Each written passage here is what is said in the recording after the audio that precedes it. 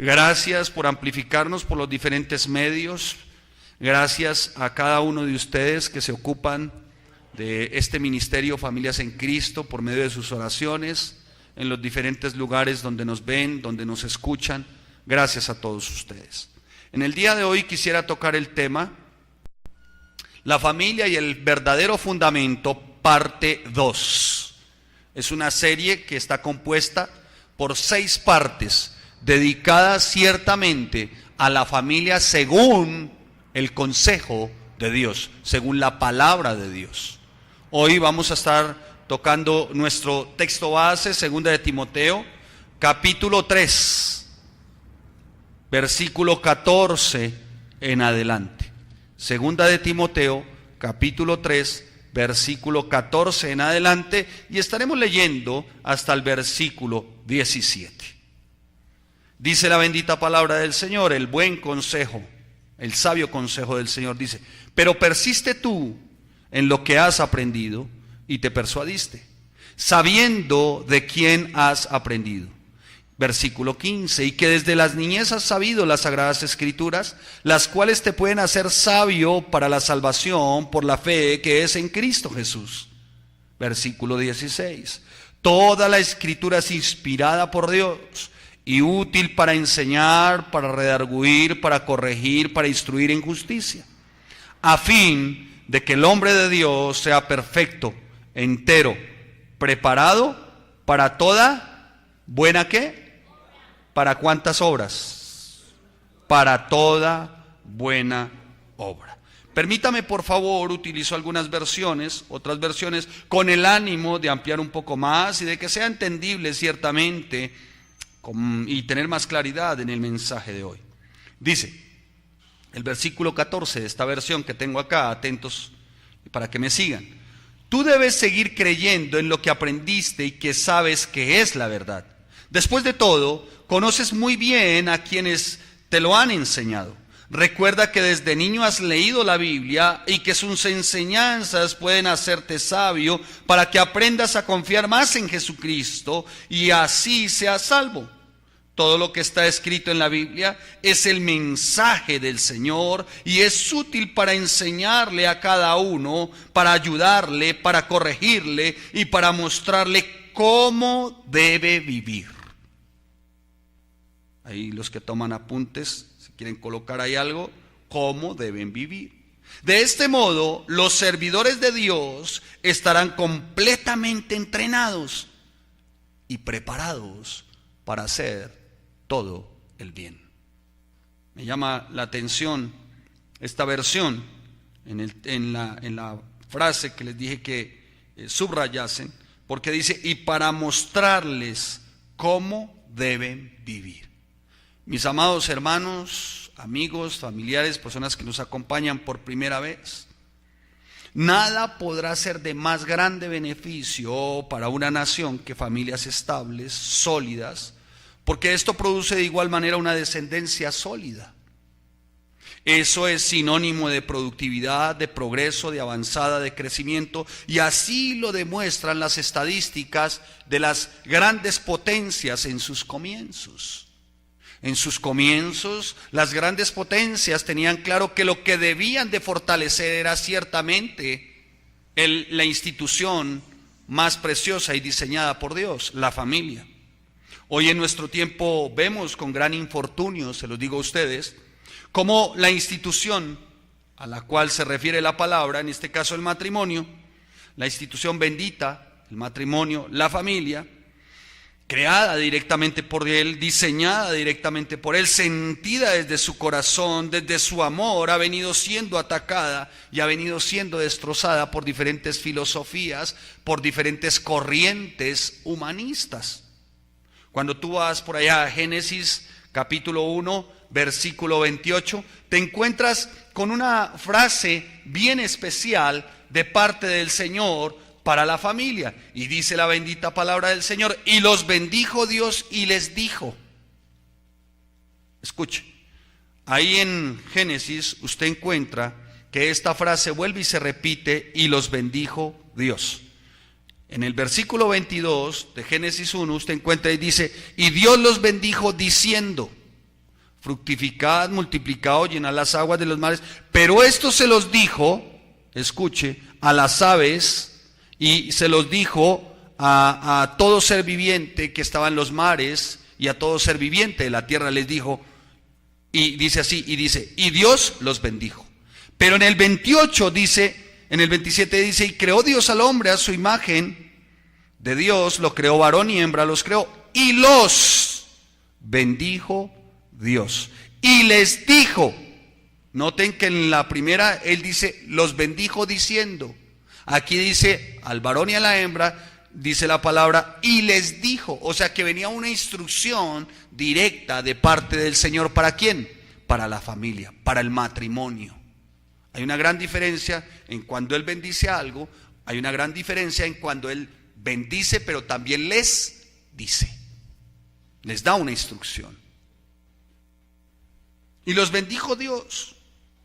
Ahora, cuando dice y los bendijo, y usted va al contexto, se da cuenta que el Señor les proveyó de absolutamente todo. Incluso dice la palabra, les dio autoridad, les dijo, fructificad y multiplicad, llenad la tierra y sojuzgadla. O sea, les dio autoridad, señorense sobre todo esto. O sea, ese era un tiempo en el que lo material no era lo importante. Lo importante era seguir la instrucción de ¿quién? De Dios. Lo importante era vivir en la bendición de ¿quién? De Dios. Lo material no es lo importante. ¿Ustedes creen que a Eva o a Adán les iba a ocupar o preocupar el hecho de si tenían o no tenían? No, porque el Señor les proveía absolutamente de todo. Pero a nuestro tiempo, a nuestros días, escuchen, a nuestro tiempo y a nuestros días, pareciera como que todo se ha invertido, pareciera que lo material sojuzga, pareciera que lo material es lo que tiene autoridad sobre las familias. Y esto ha causado una gran tragedia al interior de las familias. La palabra dice en el versículo 29, he aquí os he dado todo, de Génesis 1:29. El Señor les había provisto de todo, como a nuestro tiempo Él nos ha provisto absolutamente de todo a través de su Hijo Jesús. Él ha sido nuestra propiciación, nuestra redención, en Él hallamos justificación, por Él la salvación. ¿Para qué? Para vida eterna. Absolutamente todo. Pero hoy con estas nuevas teologías o filosofías o tendencias de pensamiento, se ha venido cayendo en este tema de lo material, y esta teología de la prosperidad ha hecho demasiado daño en nuestro tiempo. Los creyentes son cada vez menos creyentes y más buscadores de oro. Dolorosamente es así.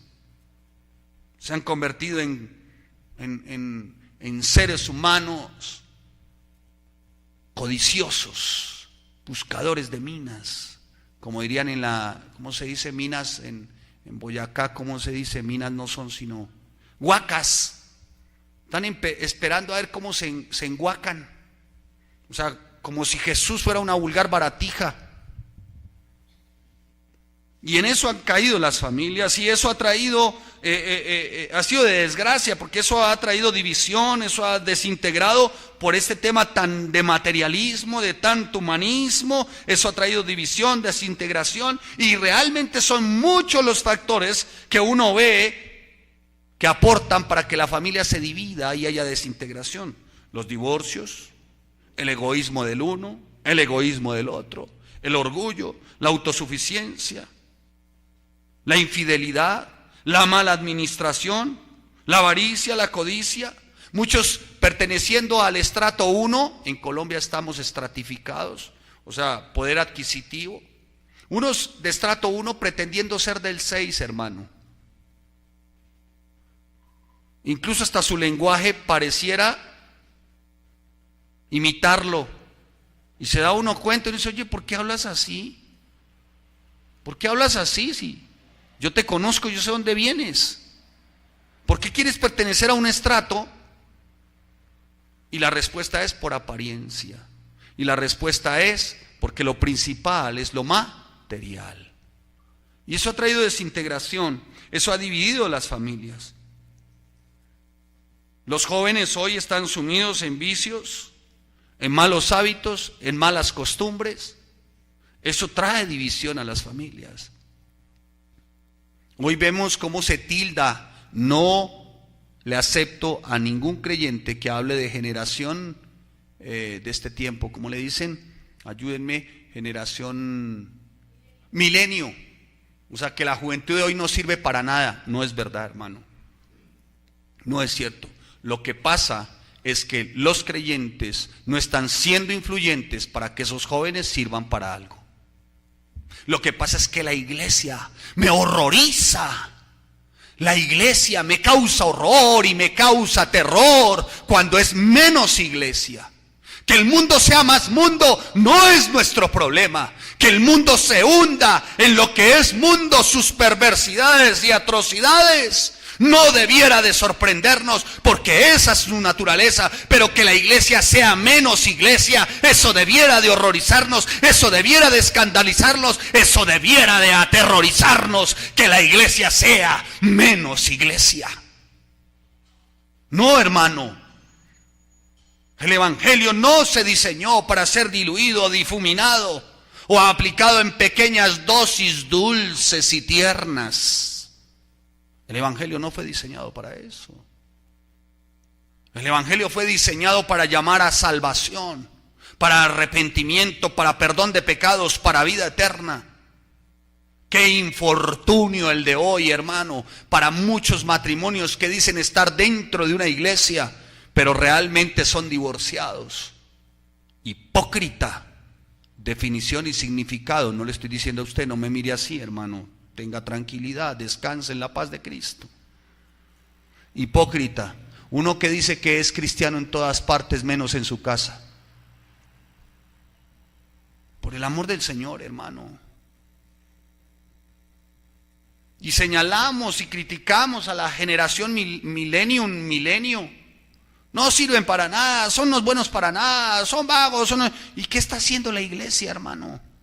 ¿Y qué está haciendo usted como influyente? ¿Qué tipo de evangelio? ¿Qué se diferencia la iglesia del mundo? ¿O están trayendo las cosas del mundo a la iglesia? Por eso ya hoy no se diferencia entre un chico que dice creer y uno que no creer. Hermano, se está desintegrando la familia. Y Jeremías, acompáñeme a Jeremías, por favor, capítulo 2, versículo 7. Y dice la bendita palabra del Señor, lo voy a estar leyendo hasta el versículo 13. Tengo otra versión acá, y voy a leer todas las versiones, hermanos, para que ustedes tengan claro, hermanos, y para que poder tener claros, mis amados, realmente lo que la palabra del Señor nos quiere decir hoy. Porque dice la palabra que la palabra del Señor es buena ¿para qué? Para enseñar, para redarguir, para corregir, para instruir a todos en justicia.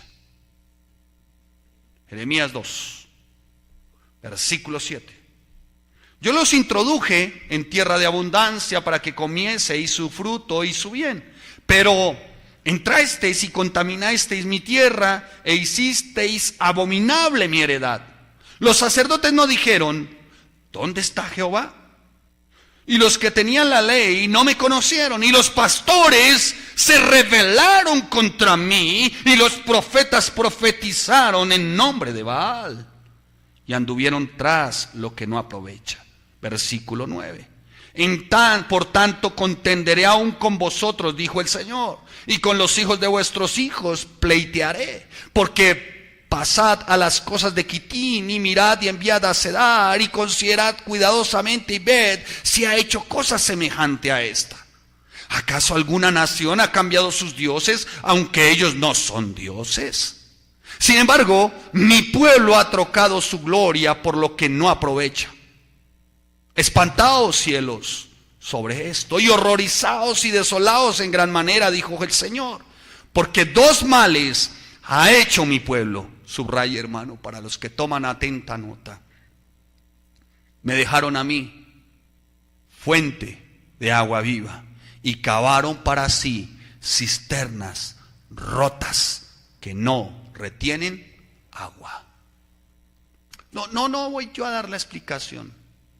Déjeme que esta versión les dé a ustedes la explicación. A veces dice, ay, el lenguaje, pastor, es que el lenguaje de esos profetas es como tan enredado todo para decir que somos calaveras. No, pare, hermano, pare. Versículo 7. Estén atentos sus oídos, esté atenta su alma. Fui yo quien los trajo a esta buena tierra, donde hay comida en abundancia. Pero llegaron ustedes y todo lo ensuciaron. Convirtieron mi tierra en un lugar asqueroso. Los sacerdotes nunca preguntaron por mí. Los maestros de la palabra jamás me conocieron.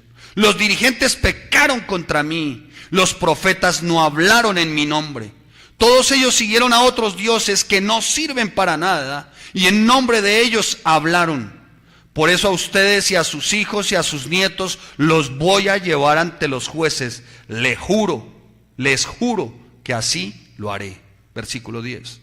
Envíen mensajeros al desierto de Arabia o a las islas del Mediterráneo para que se fijen y averigüen si alguna vez pasó algo parecido. Jamás he conocido a una nación que haya abandonado a sus dioses, aun cuando sus dioses sean falsos. Pero ustedes me cambiaron a mí. Yo soy el Dios verdadero y glorioso. Y me cambiaron por dioses que no sirven para nada. El universo entero se sorprenda y tiemble del espanto y del horror que hicieron. Les juro que esto es así. Ustedes, pueblo mío, cometieron 2 pecados, apúntenlos. Me abandonaron a mí, que soy para ustedes una fuente de agua que les da vida. Segundo, y se hicieron sus propios estanques que no retienen el agua. Yo era su guía, pero ustedes me rechazaron. Ore al Señor para que no caiga en sueño profundo y la palabra pueda hablar a su alma y a su corazón. Quitín y Cedar es descrito acá como Palestina. Cedar era el este de Palestina, donde habitaban las tribus árabes que vivían en el desierto. Y Chipre y Quitín es lo que es considerado hoy Chipre. Ellos tenían sus propios dioses. Y esta gente fue más fiel a sus dioses paganos que lo que el mismo pueblo de Israel pudo haber sido fiel al Dios verdadero. 2 males ha hecho mi pueblo, dice la palabra. 2 males. Es un reproche directo del Señor. Y los cambiaron, y lo cambiaron a Él por lo que no aprovecha. ¿Sabe qué significa por lo que no aprovecha? Por lo que para nada sirve. Versículo 11 del segundo capítulo del libro de Jeremías. Se han dejado conquistar por las promesas de vida, les está diciendo el Señor. Se han dejado conquistar por estos dioses paganos que ofrecen como todo fácil, dioses de cananeos, dioses de asirios. Y parecía que como el pueblo como que se sentía seguro con ese tipo de dioses creados por ellos mismos y estaban ávidos de que se les dijera lo que querían oír. Ese era un pueblo que no aceptaba el consejo de Dios por una razón. Porque ellos querían oír lo que querían oír. Y querían recibir lo que ellos querían recibir. Y eran culturas paganas. Y pareciera que el pueblo de Dios empezó a adoptar ese tipo de tradiciones y culturas paganas. ¿Se le parece a algo al día de hoy? Algunos corriendo detrás de lo fácil, detrás del apóstol, del profeta de turno, que viene a desatar una serie de cosas que son tan incoherentes por fuera de la palabra. Pastor, usted es un tipo cesacionista, juzgador, inquisidor. ¿Acaso usted no cree en los profetas y en los apóstoles? Sí, yo creo, porque está en la palabra. Pero creo firmemente que profeta es aquel que proclama la palabra de Dios. No el que anda marihuano diciendo cosas que no son. Creo firmemente que apóstol viene del término apostolus, que significa uno que es enviado para plantar. O sea, un hombre que sale y planta iglesias, forma iglesias, edifica y fortalece a otras iglesias. Eso es ser apóstol y profeta. No es un cargo, no es un rango de mayor espiritualidad. Dios haciendo un reproche. Pero pareciera que la historia se repite y se repite y se repite, y llegamos al siglo XX y la más grande mayoría de ateos se concentró en el siglo XX. El siglo XXI sigue creciendo, como siguen creciendo los divorcios, como siguen creciendo las divisiones, como siguen creciendo la desintegración familiar. Y luego de que se entra en crisis, ya la gente no sabe qué hacer. No sé si han visto algunas naciones vecinas.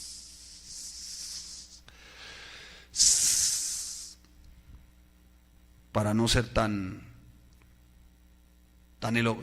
preciso, pero ya no saben qué hacer, porque eligieron lo suyo propio, eligieron a su manera. Permítame hacerle a continuación un par de preguntas. Míreme acá, por favor. Permítame hacerle un par de preguntas. Exactamente, déjeme hacerle 4 preguntas, hermano. ¿A quién recurres cuando vas a tomar algún tipo de decisión? Ahora, es necesario que si le hago este tipo de preguntas, usted debiera de su respuesta ser lo más honesto posible. Porque esta respuesta le va a ayudar a usted a entender acerca de lo que usted verdaderamente cree acerca de la palabra de Dios y quién es Dios. Primera pregunta: ¿a quién recurres cuando vas a tomar alguna decisión? ¿Cuál, pastor? Jóvenes, ¿a quién recurre para saber si va a ser su esposa o va a ser su esposo? ¿A quién recurres para saber qué profesión vas a seguir, en qué universidad? ¿A quién recurres para cierto tipo de consejo, para poder tomar una decisión? ¿A quién? Segunda pregunta: ¿a quién recurres en tiempo de enfermedad? Tercera pregunta: ¿a quién recurres en tiempo de crisis? ¿A Walter Mercado? ¿Al horóscopo? ¿Consultas espíritus? ¿Eres devoto de las ánimas benditas? ¿A quién recurres, hermano? Alguien dijo muy espiritual: a la Virgen del Socorro. ¿A quién recurres en tiempo de crisis? ¿Será que tú recurres en tiempo de crisis cuando ves un hijo, una hija, cuando ves un familiar?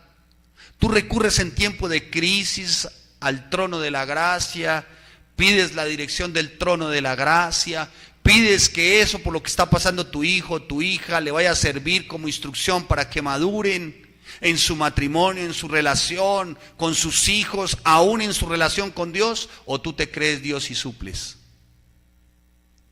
¿A quién recurres, hermano? ¿A quién recurres en tiempo de pérdida?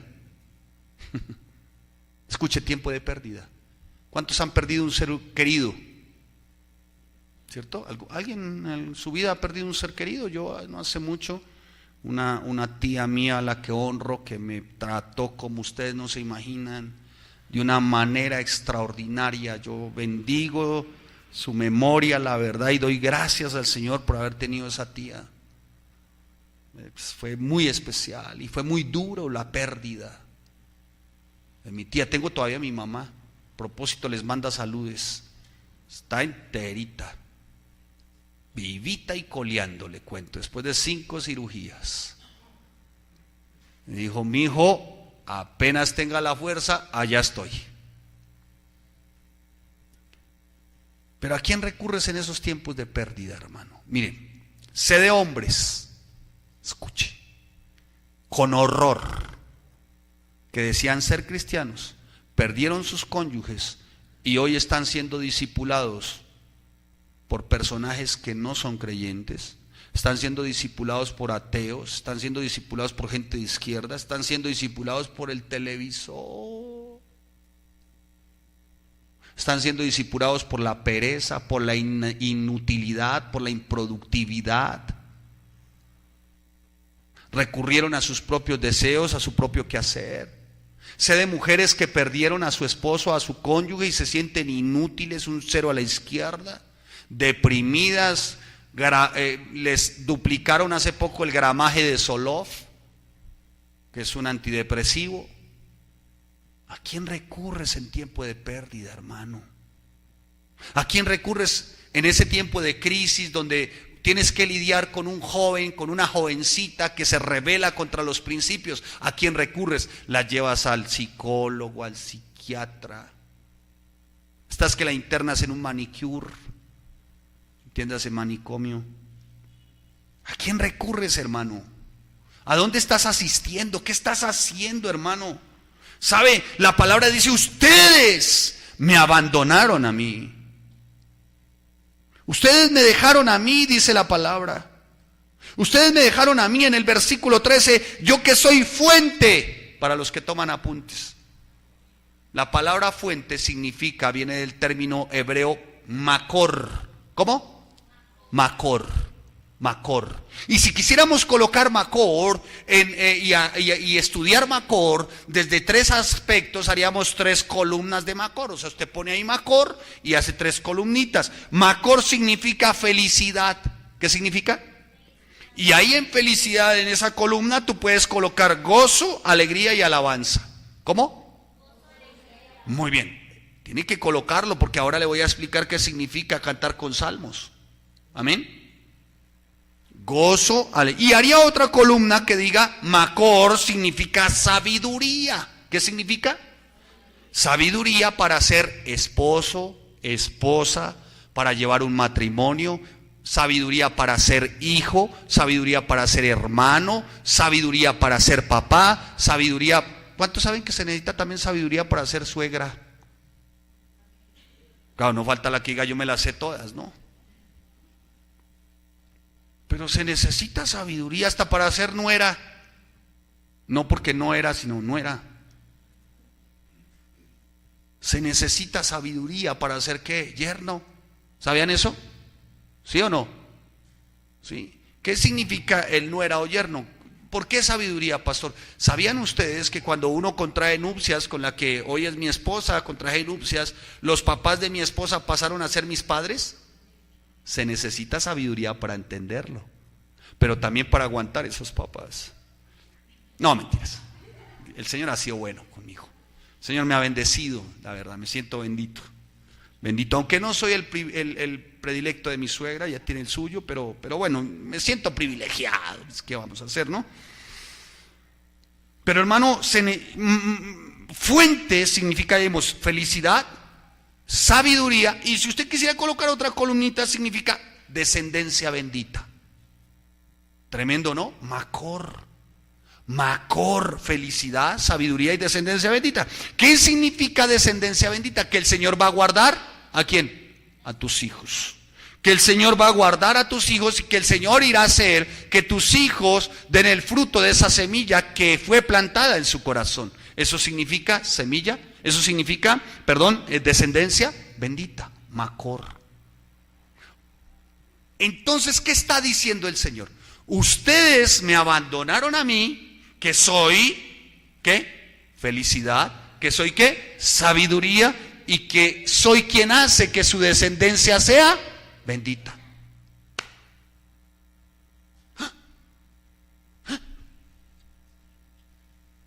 Me abandonaron. Oiga, se necesita ser muy menso para abandonar semejante tesoro, ¿no? Pero no falta el menso, que sale corriendo detrás de lo que no es. Ahora, sabiduría para todo, hermano. Pero la sabiduría que viene ¿de quién? Del Padre, de Dios. Este pueblo abandonó esa sabiduría. Este pueblo se hizo sabio en sus propios razonamientos. Este pueblo se hizo sabio en lo que ellos mismos crearon. Y la palabra es muy clara cuando tú vas a Santiago en el capítulo 3 y lo buscas y dices, porque la sabiduría de este mundo es animal, terrenal y diabólica. O sea, ustedes abandonaron lo que yo soy, fuente, hermanos, y se cavaron para sí cisternas rotas. ¿Qué significa cisternas rotas? Mire, en ese tiempo se tenían que cavar unas cisternas, unos pozos, para depositar agua y poder mantener toda una comunidad. Pero tenían unas especificaciones muy claras las cisternas, los pozos. Tenía que aplicársele varias sustancias alrededor de las paredes, en la parte baja, para que no se filtrara. En este caso viene a ser como en nuestro caso, cavar y forrar eso que cavamos, eso que estamos haciendo con el fundamento, para que no se filtre. ¿Cuál es el fundamento? La palabra. Tú cavas tu cisterna, o sea, tú haces tu familia, pero para que no se filtre, tú la forras con el fundamento. ¿Con qué? Con la palabra. Y si no, por ahí se filtra todo. Porque viene este mundo y les vende otras ideas. Entonces, hoy pareciera que no está el consejo de Dios, sino el consejo de psicólogos, sociólogos, motivadores evangélicos, que desde el púlpito dicen una sarta de pensamientos que dicen son bonitos, ¿no? Pero a la final son baratos, que para nada edifican. Psicólogos, sociólogos. ¿Sabe qué me encontré? Me encontré esta perla, pero una perla. En un programa de televisión, escuche hermano, me encontré esta perla para que quede así. Dijo un psicólogo: es una utopía, es una fantasía creer que el matrimonio es hasta que la muerte los separe.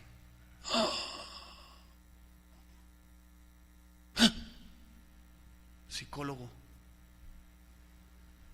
que dice que se congrega en una comunidad cristiana.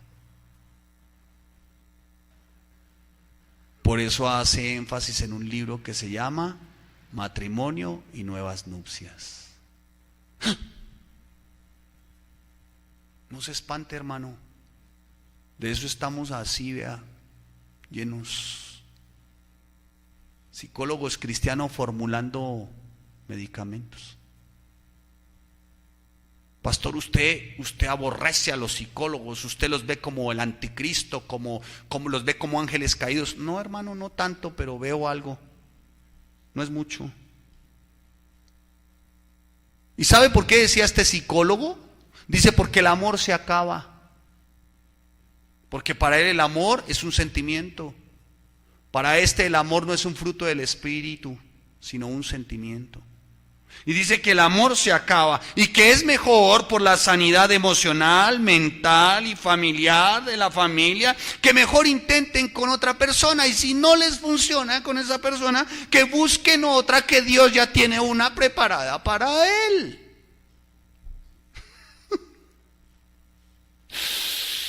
Ay, hermanos, qué tristeza, hermanos, cavando para sí cisternas rotas.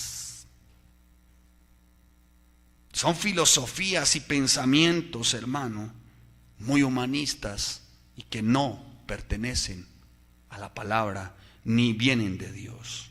Y esto ha atacado a las familias fuertemente, y al interior de la iglesia ha sido devastador, hermano, devastador.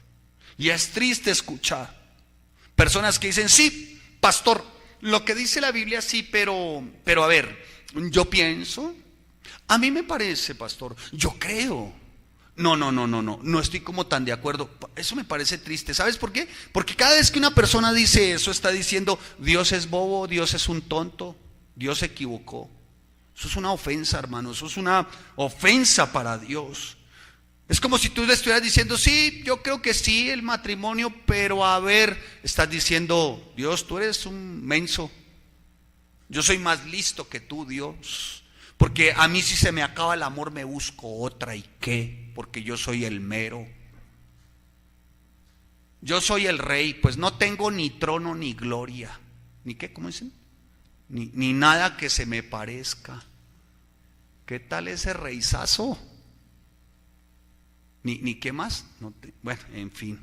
Entonces son poseídos por un espíritu de chente y creen que saben más que Dios, porque la sabiduría les viene del espíritu de chente. Hermanos, Esto trae crisis al interior familiar, esto trae divisiones, esto es lo más grave para Dios. Y los que decimos ser cristianos, creyentes, tenemos que vivir conforme a los principios y al consejo de Dios, como esposo, como esposa, como hijos, como padres. Tenemos que vivir así, hermano. ¿Cuántos saben que llega el tiempo de ser suegro? ¿Sabían eso? Sí. Pues hermano, uno no aprende a ser suegro hasta que es suegro, ¿sí o no? Y entonces uno en su naturaleza de suegro, que no sabe qué es ser suegro, pues actúa como suegro. Suegro de terrenal, de mundo. Pero cuando uno entiende qué significa ser suegro desde los principios y preceptos, tiene uno que ir de rodillas y decir: Señor, perdóname. Amén. ¿Sí me estoy haciendo entender, hermanos? Porque te llegará el momento de ser suegra. ¿No? Sí, te va a llegar. Te va a llegar el momento de ser suegra. Y vas a querer y anhelar lo que tú no tuviste. Y como vas a querer y anhelar lo que no tuviste, vas a tener un modelo de nuera tuyo, de estándar tuyo, que le dé la talla a tu chiquilín. Entonces, como no le da la talla a tu chiquilín, porque lo sigues viendo como tu chiquilín, para ti todas son unas indias, aborígenes, arrastradas, malolientes, apestosas, piojosas, indias greñudas. ¿Por qué? Porque tienen que dar la talla de tu ¿quién? Chiquilín de 40 años. ¿Y sabe por qué, hermano? Porque no se tiene el consejo de ¿quién? De Dios. Porque no se tiene clara la fuente. ¿Quién es la fuente? La palabra, el consejo de Dios. Me abandonaron. ¿A quién abandonaron? A Jesús. Como no se tiene a Jesús, es una cisterna rota. Porque Jesús es Macor. ¿Jesús es qué? Repita conmigo, diga Macor. Macor. Él es la felicidad, en Él está la sabiduría y Él hace que nuestra descendencia sea. Amén. Amén. Entonces, hermano, acuda ¿a dónde? ¿A dónde debe acudir? A la fuente. ¿Para qué cava su cisterna, una cisterna rota? Acuda a Macor. Entonces vamos a hacer un compromiso usted y yo. Yo siempre voy a orar por los hijos, amén. ¿Cuántos saben que yo oro por todos los hijos? ¿Sí sabían eso? Papá, no acuda a mí por oración para sus hijos. Pastor, por favor, yo le pido, pastor, ore por mis hijitos, mire, pastor, ore. Yo voy a orar, pero tenga claro, quien debe ir primeramente a la fuente por sus hijos es usted, papá, no soy yo. El que debe de acudir a la fuente es usted. Porque ¿sabe a qué van donde el pastor? Mire la fuente. ¿Sí ven agüita? Fresquita, ¿no? Entonces, el pastor dice, aquí está la fuente. ¿Quién tiene sed? Entonces se para el hermano y dice, yo tengo sed. Entonces el pastor dice, aquí está la fuente, hermano. Pero ¿sabe qué aparte de eso quiere el hermanito? ¿A qué no sabe? A ver, a ver, un dibujito de plastilina, a ver. ¿Sabe qué quiere también el hermanito? Que el pastor coja y le haga así. A ver, papi.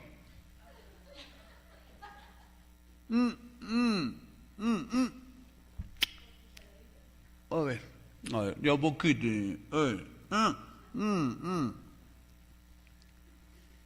Hermano, el que tiene que ir a la fuente es ¿quién? Diga yo. ¿Qué hace el pastor? El pastor lo que hace es enseñarle cómo ir a esa fuente, enseñarle quién es la fuente, y el que tiene que beber es ¿quién? Usted, hermano. ¿Qué me va a poner de institutriz bebedora? O bueno, una cosa de esas. No sé qué estoy diciendo ahí, perdóneme, no está en la Biblia. Sí, porque no falta el que diga, pastor, ¿dónde dice institutriz bebedora? No, es que no falta, hermano, no falta. Es que en esto se ve de todo, hermano. Entonces, mis amados hermanos, ¿Acudir a quién? A la fuente. El Señor fue el que diseñó y creó, y Él sabe, Él conoce quiénes somos, pero nos dio ¿qué? Unas instrucciones, nos dio un modelo, un manual de vida, para que no vivamos anárquicamente, o sea, como sin Dios y sin ley. Y esto afecta a la nación cuando se vive de esa manera, sin Dios y sin ley. ¿Sabían ustedes? ¿Por qué? Mire lo que estamos viviendo, el fenómeno que estamos viendo en este tiempo. Los jóvenes están siendo reclutados por pequeños cárteles de la droga. ¿Por qué? Porque viven sin temor de Dios. Porque se les está enseñando lo fácil. Los jóvenes, de alguna manera, muchas jovencitas cayendo en la prostitución. Hoy ya la trata de blancas es como pareciera como normal. ¿Y sabe qué me aterroriza? Que la pornografía se está convirtiendo como en una fuente de riqueza. Y la gente le hace honor a los pornográficos. Se murió hace poco uno que tenía una revista pornográfica. Y todo el mundo, mire, todos los noticieros del mundo, todos, se murió, ¿cómo le ponemos? Marius Calaverus. No me acuerdo el nombre del personaje, gracias a Dios. Se murió el Marius Calaverus. Y todo el mundo, todos los noticieros a nivel mundial, un tipo que durante 50 años inundó con pornografía, trastornó el diseño del Señor en cuanto a sexualidad, y todos los noticieros le dieron todo el despliegue. Ningún noticiero dijo que había partido para el infierno, ninguno. Todos dijeron: la gran industria de la pornografía acaba de perder a uno de sus más célebres autores. Increíble esto, hermanos. Terrible. ¿Y saben por qué? Porque la sociedad se dejó contaminar. Y lo peor de todo, la iglesia se calla. La iglesia parece actuar indiferentemente. No, hermanos, no estamos para ser indiferentes. Dios sí es un Dios de amor y de perdón, pero Él no cambia las reglas. ¿Lo tiene claro? Él te perdona, Él te recibe, Él es de perdón a través de su Hijo Jesús, pero Él no cambia sus reglas, no cambia sus normas ni sobre el matrimonio, ni sobre lo que es la conducta de un verdadero creyente. Por muy moderno que sea este tiempo, hermano, Él no va a cambiar sus normas. Y la tendencia de la iglesia del siglo XXI es a cambiar las normas, a modernizar la iglesia. Y alguien decía: es que tenemos que modernizar el evangelio e irlo adaptando a los jóvenes. Eso es una herejía, hermanos, porque eso es tratar de acomodar los principios del Señor a una sociedad mundana, a una sociedad actual, y hacer a un lado los principios y la palabra de Dios. Y los predicadores cristianos que enseñan estas cosas, ¿sabe qué están diciendo? ¿Sabe cómo me señalan a mí? Me dicen que soy un viejo anticuado, retrógrado, recalcitrante, atorrante, vetusto, porque no adapto la palabra a la sociedad. No, para mí aborto es un asesinato, punto. Llámelo como usted quiera, pastor, es su problema. Para mí es un asesino. Que hay que proteger la vida de la madre. Escuchen, hermanos, ¿cómo así proteger la vida de la madre? O sea, la mamá tiene sus facultades, tiene todo, y para que ella viva tengo que extraer ese bebé a pedacitos. Tengo que con una sonda, y al final de las sondas como una especie de tijeras, y empezar a desprezarlo como quien despreza un pollo, y sacarlo como si él no sintiera. Mamás que han caído en lo delirante de la locura porque han escuchado en sus sueños, en sus sueños han escuchado los gemidos de esos bebés.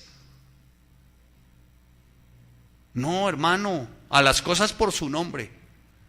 Como en su momento a una mujer dijo: pastor, estoy embarazada y la verdad es que voy a pensar abortar, entonces a ver qué recomendación. Y le dije: ¿cuántos hijos tiene? Dijo: tengo uno de 2 años.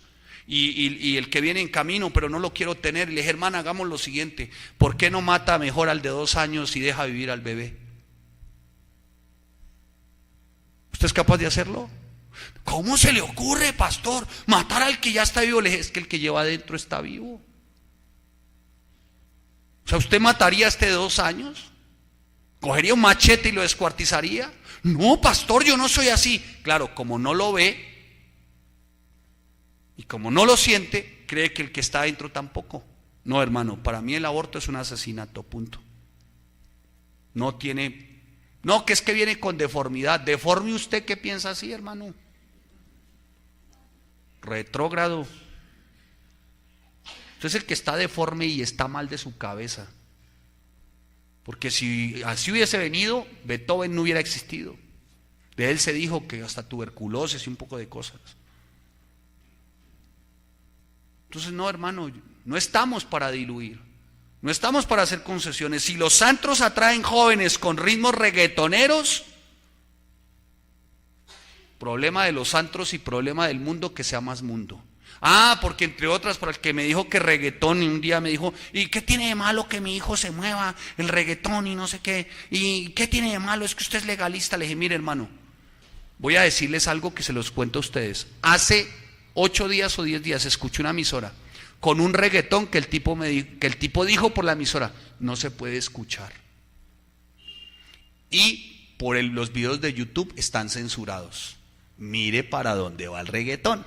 Lo que empezó con perrea, mami perrea, ya va en un acto sexual de 5 o 6 personas, una orgía por el tuyú, y con todos los lenguajes obscenos que usted se alcanza a imaginar. ¿Sabe qué dijo este tipo de la emisora? Que no es una, ay pastores, que usted no escucha sino emisoras evangélicas. No, una emisora de lo remundano que existe.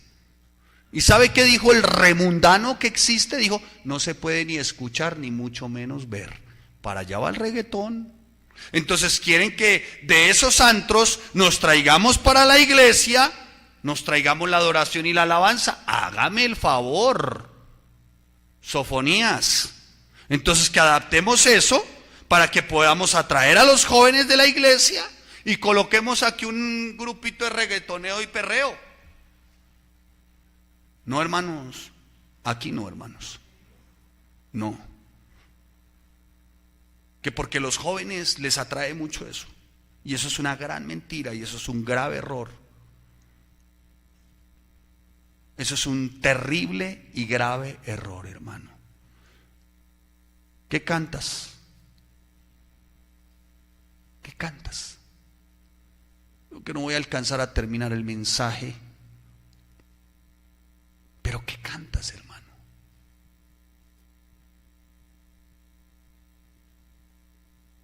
¿Qué es lo que escuchas? Que el mundo sea más mundo, hermano, no es una novedad, pero que la iglesia sea menos iglesia, eso es aterrador y de horror.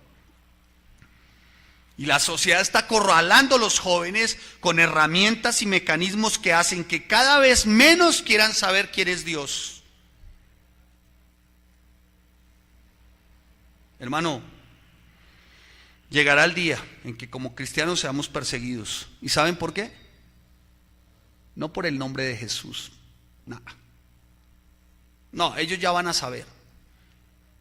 Nos van a perseguir, nos van a asesinar por considerarnos estúpidos, inútiles, rebeldes, ¿cómo se dice? Racistas, homófobos. Nos van a perseguir por eso. Ah, dijo un hombre del Señor, que ofendan a Cristo no hay problema, pero que digamos la verdad ya nos persiguen. Nos van a perseguir, hermanos, y nos van a considerar rebeldes, racistas, homófobos, criminales, por decir que conserven el feto y no la vida de la mujer. Nos van a llamar criminales, asesinos. Nos van a decir homófobos porque no casamos a dos manes en la iglesia. Nos van a decir racistas o de corte discriminatorio porque no legalizamos una relación quíntuple, una relación poliafectiva. O sea, una relación entre 5. Por eso nos van a perseguir. Voy a ser metido a la cárcel por eso, yo. Sí, aquí ya estamos todavía vivos, que esto ya está cerquita, ¿no? Esto está allá en Brasil se legalizó el poliafectivo, imagínense. 3 contra 2, 2 contra 3, vale todo sin máscara y dejen la cabellera. Eso es con todo, hermanos. Padre del cielo y de la gloria, los que, tremendo hermanos, que el Señor nos guarde, que el Señor nos guarde. Por eso me van a decir siempre que soy un exagerado. Cuando les digo, hermano, por ejemplo, como enseña ahí la palabra, vea, canten con salmos, himnos. A ver, no le estoy diciendo que venga aquí y desde la entrada a la puerta usted venga meditando, aleluya. No, hermano, no sea menso, yo no me refiero a eso. Estoy diciendo que obviamente hay un bajo, hay un teclado, hay una batería, eso. No, himnos, salmos de alabanza, lo que cantamos ahora. ¿Cuántos saben que somos musicales? ¿Sabían eso? Yo me la mantengo cantando, hermano. Yo voy en el carro y voy cantando y la gente va a pasar el Transmilenio y yo creo que me miran y dirán, pobre tipo, va bajo los efectos de alguna... No, si fuera sedante iría dormido. Este va bajo los efectos de algún psicotrópico. Pastor que va bajo la sustancia bajo los efectos de una sustancia psicoactiva y bajo la ventana y dice, al rey, bajo esa sustancia voy, hermano. Yo me gozo mi alabanza y mi adoración, hermano, y no es pecado que usted se dance. No, a veces voy caminando incluso por aquellas cosas, me entra ahí, voy con mi maletín porque voy a hacer visitas y de pronto voy por la acera y me entra al rey, Hosana, y voy por la calle. Entonces no se le haga extraño que, ay, pastor, se enloqueció. No, hermano, voy bajo los efectos de la adoración y la alabanza, hermanos. Amén. Entonces mire cómo se está cambiando todo, hermano. La pregunta es, ¿estamos como creyentes capacitados para llevar a cabo poner el verdadero fundamento, que es la palabra? Para cavar una cisterna conforme a lo que el Señor ordena. Hermano, nuestra respuesta debe ser sí, porque cuando Cristo es nuestro Salvador y Señor, el Espíritu Santo es quien nos puede hacer llevar a cabo tan noble causa. Amén. Una de las verdades muy poco explicadas y muy poco comprendidas en estos tiempos está en Efesios capítulo 5, versículo 18. Y en esta mañana dice la palabra en Efesios capítulo 5, versículo 18, déjeme darle el texto. Vamos a leerlo, vaya usted a Efesios 5, 18. Dice la bendita palabra del Señor, escuche. Usted dirá, pastor, ¿y cómo hace uno para poner el fundamento? ¿Cómo así todo eso, pastor? Pero ¿cómo hace uno? Mire, aquí está, dice la palabra 18, rápidamente acompáñeme. Dice, antes bien, sed llenos del Espíritu. ¿Cómo? ¿Cómo ponemos el fundamento? ¿Siendo qué? Llenos del Espíritu. Siendo llenos del Espíritu. ¿Y qué significa ser lleno del Espíritu? Lleno significa sometimiento diario al Espíritu. ¿Qué significa ser lleno del Espíritu? Una cosa es ser sellado, otra cosa es ser bautizado por el Espíritu. No tienen nada que ver, hermano. Ser lleno, ¿qué no es ser lleno por el Espíritu? ¿Qué no es? No es, hermano, convulsionar. No es caer como lombriz en paila caliente. Eso no es. Son actos, no sé, hermano, la gente sacó tantas cosas supersticiosas. Ser lleno del Espíritu es que Él tiene el control de nuestras vidas todos los días. Y si Él tiene el control, ¿podremos nosotros poner el fundamento? ¿Sí lo podremos poner? Amén. Podremos poner el fundamento. Porque uno no lleno del Espíritu, escuche, ¿qué fundamento va a poner? El del mundo.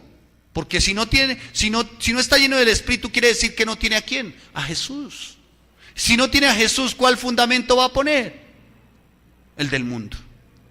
Por eso, mis amados hermanos, les espero el próximo domingo, juiciosa, amorosa y cariñosamente, para que hagamos la parte 3. La familia y el verdadero fundamento. La parte 3. La familia, el verdadero fundamento, sed llenos del Espíritu. Amén. Próximo domingo. ¿Quién nos va a acompañar? Pastor, lo voy a pensar, si no llueve, porque es que cuando llueve se me encrespa el pelo.